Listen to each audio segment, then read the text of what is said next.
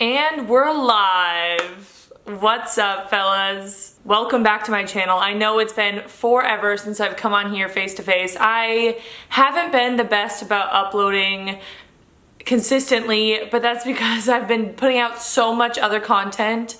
I post on One Crazed Foodie, my food Instagram, every single day, and I've been hustling hard on there. And I've also been working really hard on my podcast, Convos Over Cold Brew. If you haven't listened to that yet, it's honestly been so fun. I interview a ton of professional runners, basically all of my friends. We just have conversations over cold brew, and I'll link it in the description if you want to listen to it, but I've been working on that so hard. And also doing my triathlon training. That has taken up multiple hours of my day, so I am trying to find a better balance between all of that, kind of, because that's basically what I've been focusing on lately, and I want to incorporate YouTube into that as well, and I want to not be afraid to put myself all out there on YouTube and just show like the vulnerable, raw, real me, what my life is like.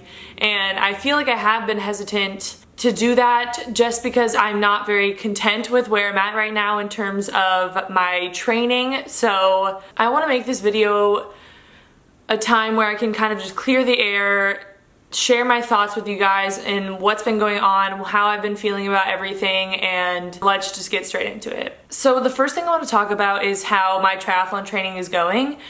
It is actually going really, really well. I am loving the progress that I've made, especially on the bike. I think I've talked about this in some of my other videos so far, but my bike has really, really improved over the last year. And I know I haven't been training for triathlon for a year, but I have been biking pretty much on and off for a year now, and the improvements I've made, not only like physically but mentally, like overcoming that mental block of being scared on the roads or being scared of descending down hills or even going on hilly rides or riding alone.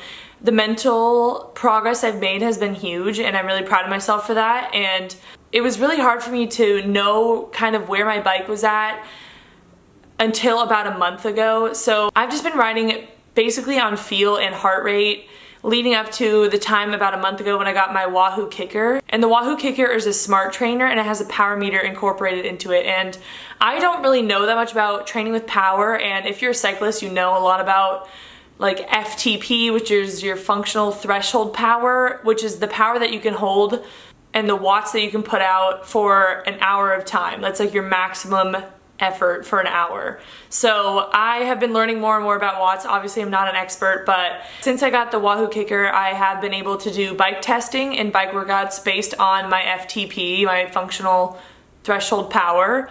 And for all of you cycling nerds out there, my FTP right now is 274. So it's actually pretty good. My coach was really impressed with that. She was expecting lower, and she was extremely pleasantly surprised by the outcome of my bike testing. And actually the testing that I did, it was like a two-day testing, and I had to do a 20-second all-out sprint. This is all on my bike trainer, my smart trainer. A 20-second all-out sprint, and then a break, like a long break, and then a 10 minutes all-out effort. And then the next day, or a couple days later, because I ended up going home, I did a 6-minute interval all out and then a 3-minute interval all out. So that was like I know it's not gonna be perfect in terms of determining your FTP for all the cyclists out there, but my coach has some data thing. I don't know the stuff behind it. All I know is that my base FTP right now is 274, I think. So right now I'm very happy with where my bike's at. My run is slowly getting better. I am continuing to lower the pace. I would say my easy runs starting this were like 8:45-ish, and that is just a lot slower than I used to run, and I'm really trying to be patient with myself and not get stressed out over that. And that's been something I've had to overcome mentally, and it's definitely gotten better. And it helped me with the marathon training last year when I was running slower too, just to kind of ingrain it into my mind that I don't have to run 7:30 pace every day. But the run is getting slowly better, and we're gonna start doing more running workouts now to kind of dial it down. My easy runs these days have been 8:15 to 8:30, so once we get below 8 minutes, feeling super comfortable, I'm gonna be very happy. Today I ran with Nikki Hiltz and we ran 6 miles at 7:43, and it felt really good just to run that pace again, but I definitely was breathing hard, so I'm not there yet, but we're slowly ticking away.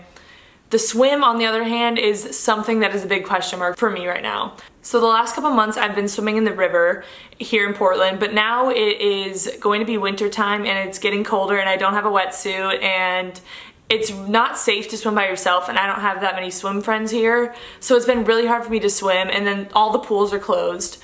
So swimming is a bit of a question mark right now. I swam a couple times when I was back home in California and I got my butt kicked. I went in the pool and I was in worse shape than I thought. My hundreds were averaging 130s, which is usually should feel easy for me, and it was not feeling easy. So that's something I'm gonna have to keep working at, and I think some pools are gonna start to open here in Portland with some safety regulations, so I'm really hoping that happens soon because I want to dial in my swim. But that's just an update on that. Overall, I am feeling okay about the progress I've made. I have bouts of time where I'm not feeling very confident, and I think that's just because I'm trying to be very balanced in this approach to training, and I don't want to burn myself out before I even get to where I want to be. And it's a lot of training. I mean, we've been putting in 10 to 12-hour weeks, which is a lot for me. I mean, I don't think I've ever really done that in the past. I would say in college I was probably doing more like 8 hours a week of running. So it's definitely more voluminous right now, and I am just easing into it. But my coach is also helping me feel better about my progress, and the fact that she was so encouraging about the bike results, the bike testing results, made me feel a lot better because it was hard to not know where I was at in terms of the bike. For those of you asking, I'm being coached by a local group here in Portland. It's called the Chris Bag Coaching Group, and it's pretty well known, I think, in the triathlon community. If you're a triathlete, maybe you know or you're familiar with them. They're very close to the Wadi Inc. group as well. My coach specifically is the co-founder. Her name is Molly Balfe, and she's been super supportive so far, and I need a coach. I need someone to hold me accountable and someone that is on my team and believes in me. So that's why I hired a coach for this, because I really feel like I need the accountability factor and someone to structure the training specifically for me. Especially being a runner before, I wanted someone that kind of dove deep into my background and is going to help me come out the other side as an elite athlete once again. And so that's a basic rundown of kind of how my training is going. And the second part of this video I kind of wanted to talk about is opening up about some of the things I've struggled with so far, kind of getting back into the swing of things, of the endurance sport, and putting pressure on myself to become elite once again. And I also wanted to note that this triathlon training isn't a one-off. Like, I'm not just training for one triathlon. This is a lifestyle of mine now. I want this to become what I'm training for full-time, basically, moving forward. Running will always have a special place in my heart, and I know I will definitely be doing some more running races in the future, but for right now I want to put my running career on hold and focus more on the triathlon side of things, because I know I have a future in the sport, and right now for me it's just really important to get over this hump, I guess. What the hump I'm talking about is just kind of coming off of a period of not really putting pressure on myself athletically. I've honestly, to put it bluntly, I've been really way too comfortable in my life.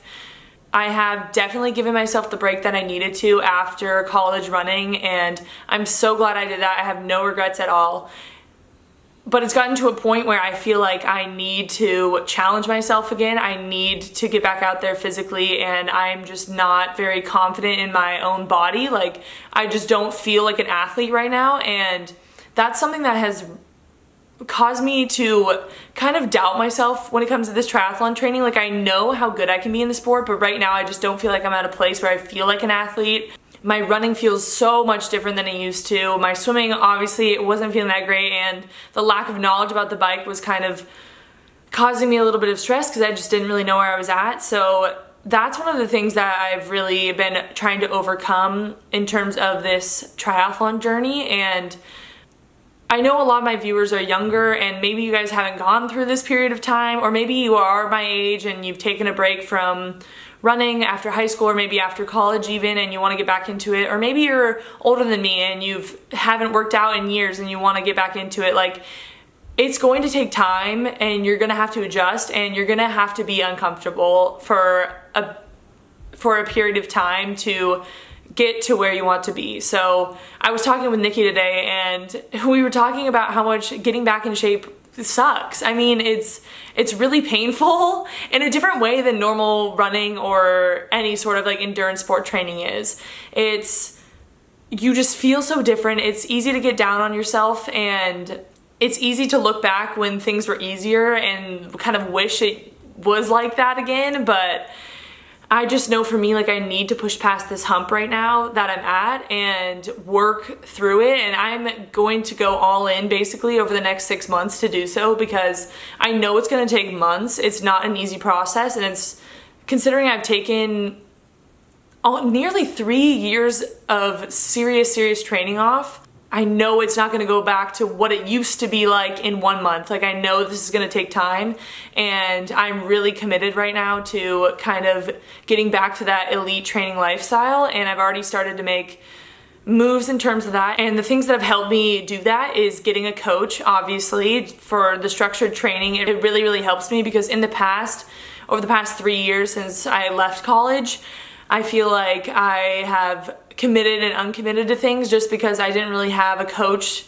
giving me instructions and telling me what to do and believing in me, and that's what I really needed. And I really love my coach right now, and I think we're working really well together, and we've been seeing progress. And I've also hired a dietitian, because one of the other things that I found was one of my weak spots and what I needed help in, which may surprise you guys, is a dietitian.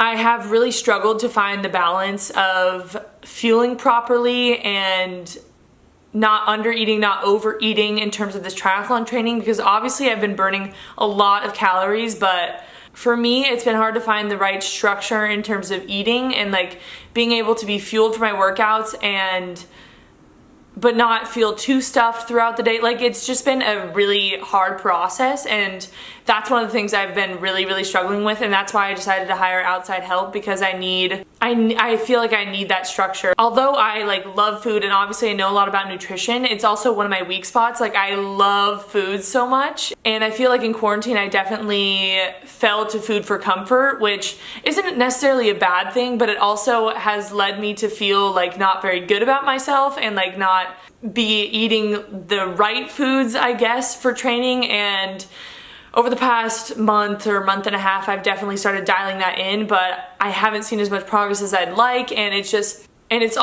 like I don't want to focus too much on it, and I want it to just kind of integrate into that elite lifestyle, and I think it is now, but that's also something that I've really had a hard time with, and I feel like I had a hard time with that in college too. It's just, I feel like I've been on so many different sides of like spectrums of like food and like bodies. I don't know, it's just, I'm trying to find that correct balance, and it's something although on one hand, like, I'm uncomfortable kind of sharing about, and I'm uncomfortable being like vulnerable about it, but it's also something that's like such a huge part of my training process right now that I want to be more open with you guys about it, because although like I may look like I'm like eating healthy all the time and I have like these perfect meals and I'm always eating right, like I definitely have kind of fallen off the wagon over the course of the last year, especially like since moving to Portland.